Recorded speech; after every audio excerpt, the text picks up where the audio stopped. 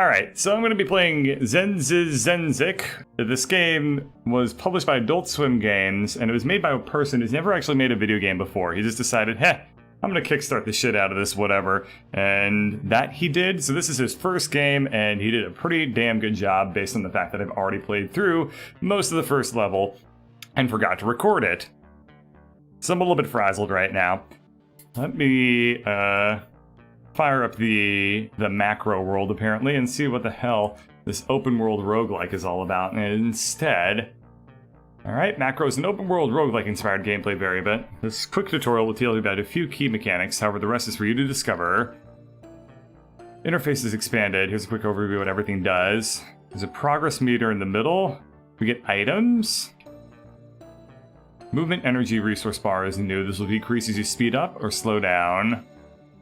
Also is the progress bar, which will fill up over time, and when it is full, the boss spawns. Lastly, the consumable item slots are new. These fill up with items you find and are used with the displayed button. And that'll be it for the tutorial. The rest will be for me to figure it out. Alright, so I'm currently exploring the open world, I guess. There's a giant wall of death, or just regular? Okay, so it's just a regular wall. Alright, I'm going to sprint around a little bit. Oh, I need to hit enter. What the hell? Oh, that was just the tutorial for it. Okay, time to do normal mode in the roguelike, and I'm gonna see what the hell this is all about.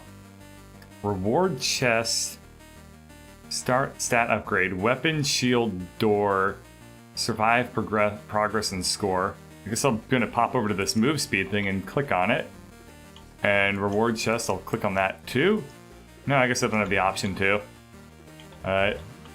You could grab all of these things and get ready to go, apparently. I can't click on the reward chest, probably because I need to get a key first. Okay, can do. So, I'm going to explore this dungeon a little bit, I guess. Interesting that there also appears to be some sort of visibility system going on. At least there's like shading or something to that effect.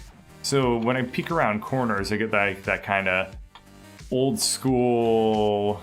What is it? I'm trying to remember... Die Hard. That's what I was trying to think of, like Die Hard mechanics. Okay, these guys are following the shit out of me. So I suppose that these are kind of the random mobs that I'm going to have to kill. Interesting stuff. I wonder where the door to like the next world might be. I don't really know. I got 2 upgrades here, laser and a shield bonus there. Maybe there isn't like different levels to this or something. Maybe it's more like you just get keys and you open up chests. Could be something to that effect. I don't know, because I don't see like a big door or anything like that anywhere. Or like a staircase down into, I don't know, more cube world? But not cube world, that's different. World of cubes, we'll say. That seems about right. Movement speed is upgraded by 5 from that one. These guys are just seemingly splitting infinitely. Oh, no, they're with the baseline of the sprint of the splitting. Oh, right. I have the boss indicator in the lower part of my screen. That's how I'll know when I move on to the next level. Progress is measured by how many bosses you kill, I suppose. Good stuff. So, that looks like a big guy who's probably going to drop a lot of big treasure, so I'm going to maneuver my way over to kicking his ass if at all possible. And there we go. It's interesting that the enemies also tend to shoot back at you after you kill them. There's a bunch of splitter enemies? No, these are just regular enemies. Okay. The splitter ones kind of look like that, but I guess they have some... They seem a little bit more yellow or something. Let's kill this giant flower thing. I mean, it looks like a flower to me. I don't know exactly what it actually is supposed to symbolize. I assume whatever your mind wants it to be, like this is some giant Rorschach test of a video game. So, what do I see when I look into my soul when I look into this game? It's telling me Jesus Christ is nowhere nearby because he has abandoned me in my time of need with this giant flower that just kicked my ass and is now spawning walls everywhere. Okay. That could have been considerably less sacrilegious, but fuck it. Also, that hurt. Okay, so this guy spawning all the walls kind of ruined my day a little bit. And they're also moving. I think he spawned all these walls, right? Like, they weren't here before. They just kind of exploded. The bullets look like enemies themselves, right? That's what I was saying. It looks like they're shooting people at me, which makes them somewhat more badass. I don't know. Somewhat more evil, I guess. I'm just shooting, like, I don't know, needles and stuff at them instead, so that's actually something you would expect to be shooting at somebody. Therefore, that makes me way less evil than these guys. Plus, I'm also blue, so that also is going a long way towards the not evil side of things. Getting nice little stat upgrades there. I wonder where I can see what my stats are. I bet if I hit tab or something, I might be able to. Nope. How about escape? Nope. Okay, so I don't know how to see what my stats are. I'm going to assume that I have 1,000,000% in everything, though. And I am the best player to have ever lived at this game. As of right now, I suppose that might be true just by default rather than anything else. But who knows? It looks like there's oh, that's a shop. There we are. Random upgrades. Shoot player special. Oh, okay. Hello, random things. I will upgrade my shooting. Level 3 homing shot, level 2 side shot. How about I go ahead and purchase the... Oh shit, here comes the boss. Interesting stuff. How about I think I'm gonna go ahead and purchase the level.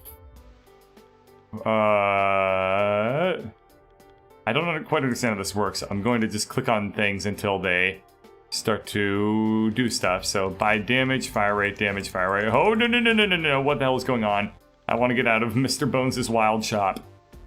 Okay, so there is no stopping as soon as we go. Go to exit shop button to leave the shop. Okay.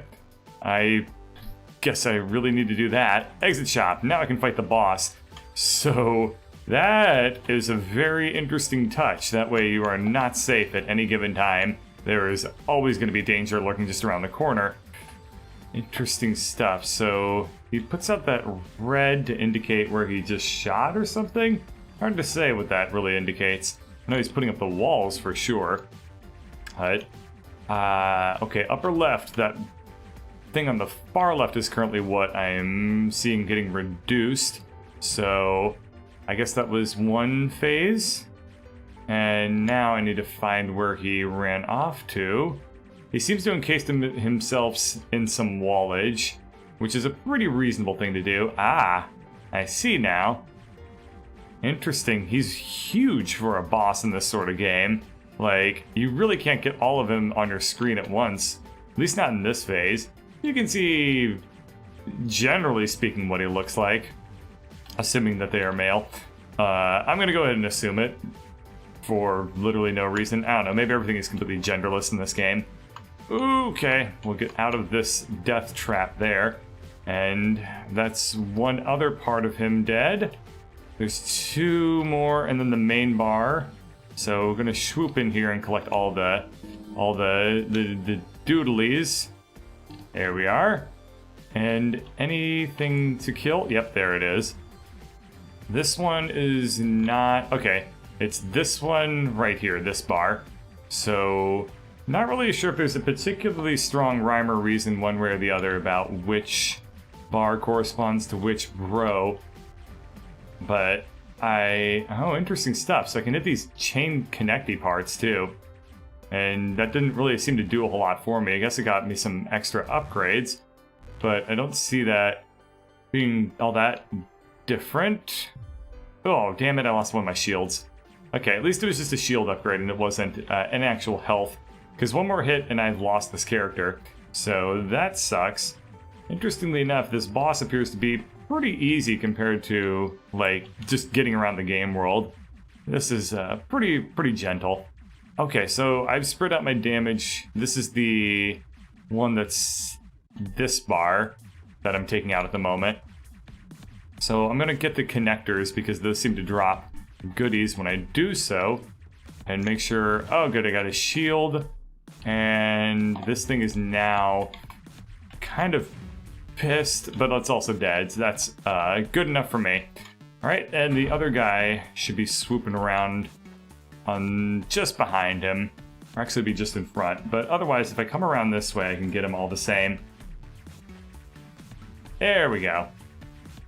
So kick this person's ass, and then we'll see what the last phase, I guess, is going to be having in store for me. Oop.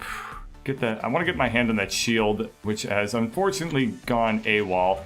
It ended up going inside the boss's chamber, and now it's just beyond anything that I can get, which kind of sucks because I just lost my shield when I ran into that thing. So that's not so good.